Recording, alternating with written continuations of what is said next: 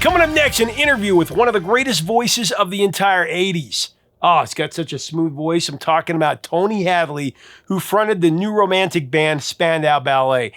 He, of course, tells all the stories of their greatest songs, including the classic True. So true, funny how it seems, always. And in the middle of the interview, I actually shock him with the news that a boy band totally ripped off that song. Plus, he talks about their other classics like Gold.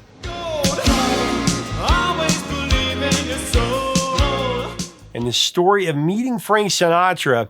Make sure before we go into the interview that you subscribe, like, share, help keep this channel alive. Here's the interview. What was it in your life that kicked open the door to your mind and made you want to pursue music? I mean, was there, you mentioned all these different bands, was there a particular memory that like struck it, for you? The one song that I went crazy about, I heard it on the radio, I was just like, wow, I've got to get this. Was actually a ska reggae song, Double Barrel by David Ansel Collins. Okay. And I am the magnificent, dun, dun, dun, dun, dun. Great. Oh, God, just such a cool rhythm. I am the magnificent, baby. W-O-O-O. I think I was 10 or 11 when I bought that. And I like you did, I went out and got my pocket money and went up to the shop and bought my 45 and stuff. And that was the first record. But the first album that was ever given to me was shortly after that. And my sort of surrogate uncle owned a record shop.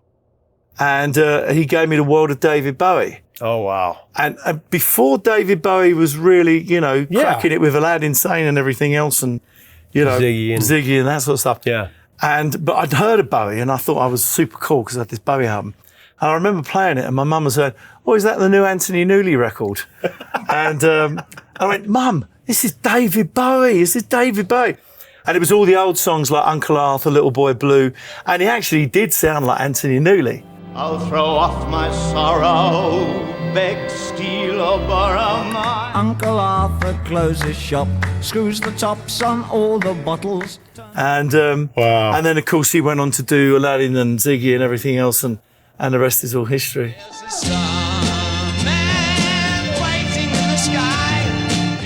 I kind of argue that there were like 3 or 4 moments, big moments that worldwide, and punk was one of them, right? The Clash, the Sex Pistols, and all of that. Just amazing. And that was your first band too. Well, right? our first band at school, we were called, the Roots.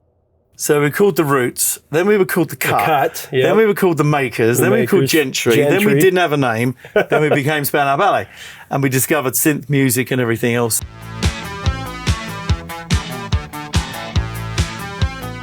You had such a unique voice because I grew up on Sinatra. He's my favorite of all time, Sinatra.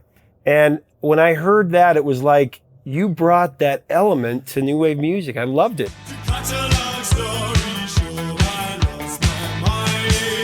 The influence there was my parents because we'd formed a band at school. And before that, I was singing in competitions. We used to go to holiday camps. I don't know if you had them in America, but like summer camps. Yeah, summer camps, sure. So kind of thing. And there would be a competition, a talent competition, and I kind of drummed up enough courage to get on stage and sing, and I won and stuff like that, not every time, but my mum and dad said, listen, we know you're into the Pistols and the Clash and everything else, but if you really want to be a singer, just take a bit of time, listen to some of the greats, listen to the Bennetts, the Sinatras, the Jack Jones, the Ella Fitzes, the Johnny Mathis and everybody else. Just Mel Torme, another great singer. Oh, yeah. And listen to these guys, just listen to their phrase and you're into your punk, we know that. Yeah. And you're in a band, but just check it out. That phrasing. Yeah, so I got into that kind of style of music massively. And I'm still a big, big fan. I've made a swing album as well a few years ago. Know. That's great. You know about that? Of course, yeah. And, So I sort of really, really into that. And then I also took 2 years of lessons with a Canadian opera singer called Pamela Dodds. And her whole thing was to teach you how to preserve your voice and everything else, not to change your voice. Mm-hmm. We don't want you going, we don't want all this. Right? Yeah. So you're a pop singer, but we're going to teach you how to look after it. And invaluable advice. I mean, 2 years and it's helped me along the way, because, singing is a very physical thing, especially, I do a lot of power singing.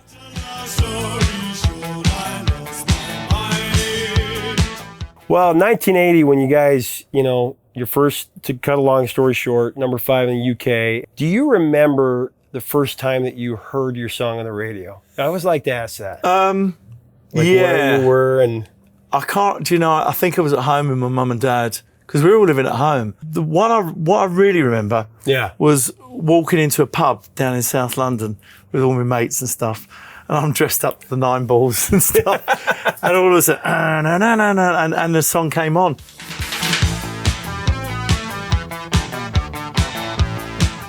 No one knew who I was. We hadn't been on Top of the Pops at that point. And I'm just standing going, that's my song. That's our song, you know. And that was a great feeling. What a joy. All my mates are going, they're playing your song. Yeah. It's like, It's the thing is with the pop business is that as soon as you make it, your goal is to get a record deal. Your aim after that is to make the great record. And then all you do is worry. That's all you do is you worry. God, that was one place down from that one. That only got to 17. That one got to number 5. And you have a lifetime of worrying. Yeah. But I don't worry now. It's changed. It's very different now. It is. Well, and then to go, chant number 1 to go to number 3. Tell me about that song. What do you remember? How you approached it vocally and the interpretation? Well, chant is a very strange song. I mean, Gary showed us. I remember the song, and it was like, because the melody is strange. It's slightly sort of kind of like Middle Eastern in a weird way. The tuning of it is very strange.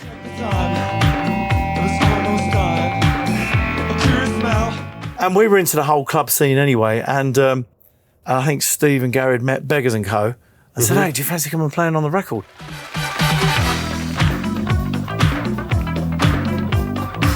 And to create, and Steve Norman especially was very much into his funk thing. He loved that kind of black soul funk thing. And so that, out of this kind of strangely cordial song came chant number 1, and then we put the brass section on and everything else. I don't need this pressure on. I don't need this pressure on. But there's still, I heard it a couple of times, DJ played, and I thought, wow, actually it still stands the test of time. Oh yeah, it does. And well, so in '83 with True, with this record, and I love the album cover. I mean, this is David very... bless him, he's not around anymore. Yeah. I mean, that's what was great about records, and I'm glad they're coming back, because as a kid, you pull this out and look at the liner notes and the art, and it felt like a whole other picture. We felt like you got value for money. Exactly. And I remember, and you remember with that, I used to go home and I used to look at all who produced it, who wrote it.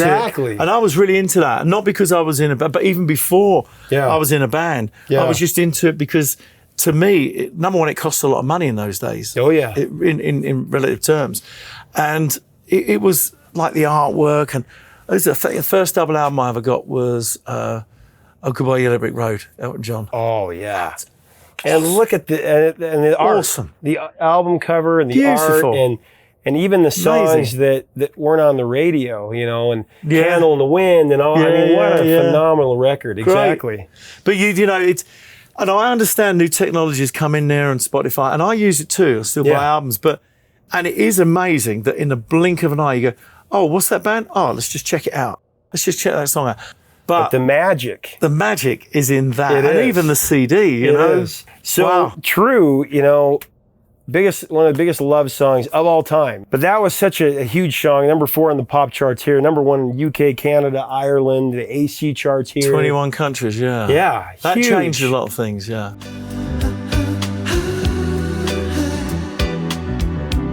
And I always say this because Sinatra is my favorite all time, but it's one thing to compose a song, but the interpretation, what makes True so great to me is the dynamics of the song vocally, the way you approach it. I want to ask you and go through the song a little bit. That's what made the Globe connect to that emotionally, is that you kind of start out and you hear the background vocals, but then it kind of stops. And then you say, so true.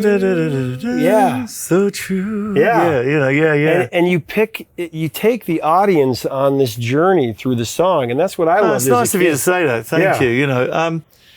It's a difficult song to sing. So true, funny how it seems. Always. I remember doing it at the time and thinking, wow, number one, we'd never done a song like that. This was completely out of our remit kind of thing, and out of our comfort zone. And this was just a very different kind of song, and it needed so much sensitivity, and I'd never sung a song like that. Yeah. So, you know, you've got this so true, funny how it seems. So where before it was to cut along, I was going through my sort of the power pop kind of power pop kind of Mario Lanza period, you know, and so this was very, very different, and it had some real kind of high bits in it as well, and like when the guitar part, I love that. Yeah.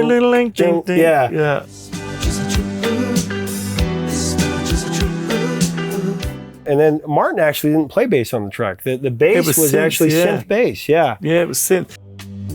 But now I've come back again.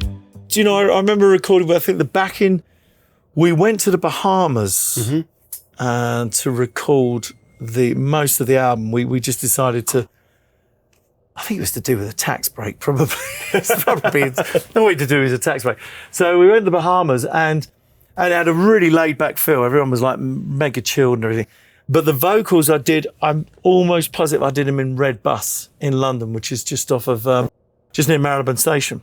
But yeah, it was. I went in with Steve Jolly, who was the producer at the time, Steve Jolly and Tony Swain. But yeah, it was a toughie. Yeah. Well, and I know that, when I heard the chorus, because you go through and again, the song goes up and then it comes back down and then you're kind of making it raise up and then you get to the chorus. And I know this much is true when you say, I know this, it's so sincere. It's one of those sincere vocals. I mean that. Thank you. That's really, well, you try and do your best as a vocalist. I'm very analytical. I mean, when I'm on stage, it's like a little, I'm analysing everything I'm doing. Not in a horrible way, but because I just want to be better all the time, and I want to I want to hit that note better. I want to put more roundness and stuff on things, and put feeling and meaning into it. And so, because a lot of the songs people are listening to, and it means something. People tell me they've made love to that song and all sorts of stuff. Oh yeah. I go, no, don't go there. Don't go there. Exactly. I don't want to know about your private life, mate. But when you were singing that in the studio, do you remember? Was there a muse or anything that you were thinking of? Because it's so sincere, it makes me think like he was in the moment. Yeah, I didn't sing about anyone specifically. It was just, I think, just melodically, it's such a beautifully melodic song that you instantly just get involved in it. Yeah. Because of the melody. So you go to a slightly different place, Yeah.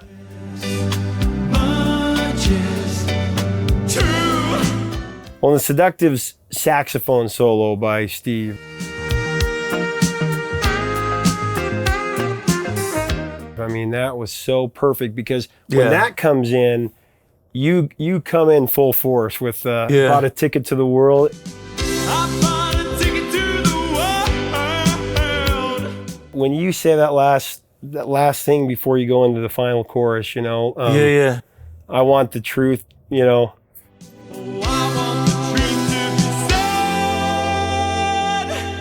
But no, the sax solo by Steve there are not many sax solos that I think that people could actually sing. Yeah. And, but that is so, that's there. Melodic. So melodic. You did a great job.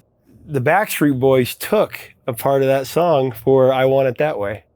Did you know really? that? No, I didn't know that. They took the little, if you listen to the chorus of I Want It That Way. Boys. I Want It That Way. I want it that way. They took that from, Oh, right. Yeah. I'm going to have to listen to that. Yeah. But I think it's great. I think, like when people cover songs like PM Dawn did, and when it's been in films and stuff like that, it's like, God, thanks, mate. I know. Yeah, Set Adrift on Memory Bliss. I wanted to talk about that for a minute because that was so cool for me being such a fan of the song. And then in high school, I'm in high school and it comes out and all my friends are like, man, that's a dope song. I'm like, dude, that's Spandau Ballet. The camera pans, the cocktail glass. Oh, that's really? Tony Hadley, man. And then they were like, well, I want to go hear the song, because they didn't know about it. That's what you mean. It opens up to a new generation, which is cool. Well, we were in the studio and we met Prince and Jarrett. Oh my gosh. And they were really lovely. And I said, God, yeah, great. And it's what I loved about it is they've created a whole new pop song out of another pop song. They do. With a nice kind of, tip of the hat kind of thing. So I don't have a problem with that. Well, and Prince B, he's passed away. Last year, and now we've lost a lot of people the last few years. It's horrible, really. But horrible. you had a cameo in the video. I did. They took me to Miami, flew me Miami club class, put me in a beautiful Miami hotel, and I had a couple of scenes in a swimming pool and on a beach. Thanks very much. Nice holiday. Last thing I want to say about that song is it was voted the 10th best song of the 80s in a UK poll. Yeah. Oh, wow. Okay. And that's that's nice. amazing. That's incredible when you think how many I know great songs there are. I think Sinatra should have covered it myself. But anyway, that's another story. He should have done, actually. He should have done, yeah. Wow. I met Sinatra once. You did? Tell me about that. I met him at the Royal Albert Hall, and I was being a little bit dodgy anyway. I got into the Albert Hall, and this is the second or third night. Second night I was there, and I knew at what point he went off. And as he went off, I left my mum sitting there. Just 2 seconds, Mum, and she's a massive Sinatra fan. Went through the door, and there he was, surrounded by all his mates. I said, "Excuse me, Mr. Sinatra." I was like 17. Wow. So much confidence, Excuse me, Mr. Sinatra. And all of a sudden someone pushed me back and he went, "Oh, what's going on here?" I said, "Look, Mr. Sinatra, I just want to say, listen, mate, what a great concert. I'm a massive fan." He said, "Oh, it's really cool." He said, great to see some young people here, which is what I say now to people. And he said, "Great to see some young people." I said, "Well, I'm a massive fan. My mum is as well, and my whole family, and just really so brilliant to see you." And he said, "Well, what do you do?" I said, "Well, I'm at school, but but I'm in a band, and it's my ambition to one day be playing at the Royal Albert Hall and be a professional singer." He said, "Well, son, good luck to you, and I hope it all works out." And we shook hands, and that was it. 6 years later, I was on the stage at the Albert Hall. Oh, man. Oh, yes. Came back. Oh, that's awesome. Yeah. That's good. So, I always he was very sweet. I mean, we only spoke for a few seconds, but he was kind enough to do that. Yeah. Yeah, it was really nice. And I've always said, I think you're like the Frank Sinatra new wave. As a kid, I thought that, you just had that cool. If I want to ask real quick about Gold, though, because that's always been such a motivating song. Went to number 2 in the UK. It was top 25 hit here in America, Netherlands, Belgium, New Zealand, Spain. I mean, big hit all over, but it's really brought new meaning to the song through the decades because of the Olympics. Well, it's interesting you say that. It's actually become a bigger song over the years. I know. Which is kind of unusual. Some songs just go by the wayside and they get played occasionally on radio. Thank you for coming home. Sorry that the chairs are on. But that's become a real anthem, like you say, for the Olympics, and I had the pleasure of seeing the 2012 Olympics with and the Paralympics too. I went down there and sung to all the guys and girls, and we had the Prime Minister there, we had Lord Coe there, we had Princess Anne there, and then we had Sylvester Stallone, Dolph Lundgren turn up. Is it Expendables? What's the film? The Expendables. The Expendables. Yeah. So they all turned up. Wow. And I remember Claude Van Damme, I'm singing Gold, and there's the Prime Minister there, and there's Princess Anne there, and he's doing a kind of in front of me like that, and he's getting his mate to take a picture. The ironic thing is they all came in black suits, looking very cool and everything else. And they had more security than Princess Anne and Princess Zara and the Prime Minister. It was a really cool moment. It was really big. But it was a real honour to be asked. It was just a private thing with just the medal winners and stuff like that. It was a real honour, and for the Paralympics as well. So, well, and that song too is such the chorus. You all of a sudden Gold. I mean, it's just it just grabs you.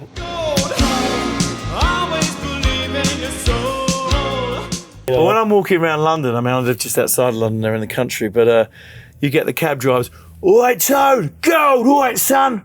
So it's real Cockney geezers. And yeah, so loads of people. And the lovely thing about it is in a lot of the colleges and the sixth forms at school, Gold is the kind of, when they've had a few pints, they all start singing Gold, which is great. Always believe it. sometimes I get like bunches of 18-year-olds go, Tony, you're the guy who sings Gold. Oh, Yeah. we love Gold. And then they all start singing it. I'm in the middle of the street wanting to die, So. Well, that music video, I so remember it being played all the time on MTV. And that actually, Sadie Frost, that was her first role. It was. Yeah. She married Gary. I know.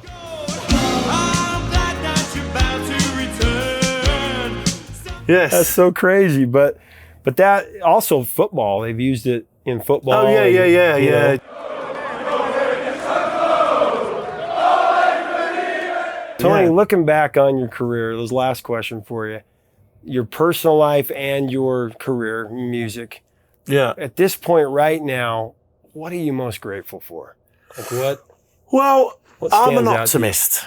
I'm always an optimist. I mean, you know what's been going on with the past with Spandau Ballet and stuff, and I've just recently quit the band. You got to be happy. I'm 57. I'm still think I'm singing better than ever. I feel confident in the new material we've got. I love my band and everything else, and I think I'm thankful for optimism. And whatever happens in this life, you have to get through it. And I'm blessed with 5 beautiful children. My wife Alison's absolutely fantastic. I mean, she has steered me through a few rocky patches, to say the least. I don't really know what I'd do without her, to be honest. And I'm still happy I'm making music, but you've got to be optimistic, and whatever happens in life, you've got to still look forward and move. I don't live in the past. Once I'm done with a record, like this new album, once it's done and mixed, I will listen to it because I'm checking the mixes. But once it's done, that's it, and I want to move on to the next thing. So that's kind of, and I want to spend more time in America. I want to do more gigs here. I want to, I love this place. It's a great place. Well, I got to tell you, it's amazing as a kid growing up at 7 years of age, hearing this record and following your career all my life, to be able to see you live. That's what's cool about as a kid growing up in a small town. And I never would have saw Spandau Ballet except for on MTV, And it's cool to be able to, first of all, sit down and talk to you. Could have a chat as well, nice but little also chat. To see you live. And I know a lot of fans in America feel that way. They can't wait to hear you live. Well, I've got to say, we've had a fantastic reaction on social media. I'm reasonably good at it. I get a bit confused. How do you do this? I don't know, I get a bit confused. I'm not very good with technology, but I do see the responses that we're getting from people in America going, wow, that was great. You're still singing great. The band are great and everything. We want to see more of you. And so, as long as I'm working, I'm happy. Well, and also it's cool because your vocal, I think it deepens over time. Like I like Sinatra better in his last 30 years than his first 35. Because your voice does change. The timbre of the voice changes, The songs, they mean more because you've had that experience and that comes through on the vocal, And so I just want to tell you, thank you so much for your music. I got to just finish it. Well, I did an orchestral show at the Royal Albert Hall, and I decided, why don't we do My Way at the end of it? Because I'm there old enough to do that song. And I did it, and it was like, you did it was on emotional. Italian TV, right? Oh, yeah. Yeah, I got a bit upset on that one. There's been a lot going on in my life and stuff. And so sometimes, songs really hit me. And when I sing that song, I'm like, I have to really hold it in because it means a lot, Yeah, because now it really does mean something. When you hear it as a 20-year-old, you're like, oh, that's a good song. But now you hear it at your age and the things you've gone through. Well, you go through life, and it is a series of ups and downs and things. You lose people and your loved ones and stuff like that, and so it does take on a different meaning when you're older. So I can sing that now. Yeah, it's cool. Well, Tony, thank you so much. Thank you very much. It's been a nice chat. I like having a chat. It's nice. I know, isn't it? Hey, make sure to leave us a comment about Tony Hadley, about Spandau Ballet, about True, about those classics from the 80s. Let's have a great discussion below. Make sure to subscribe. We'd love to have you as part of our community. And make sure that you are subscribed, because sometimes you think you are and you're not. Until next time, 3 chords and the truth, my friends.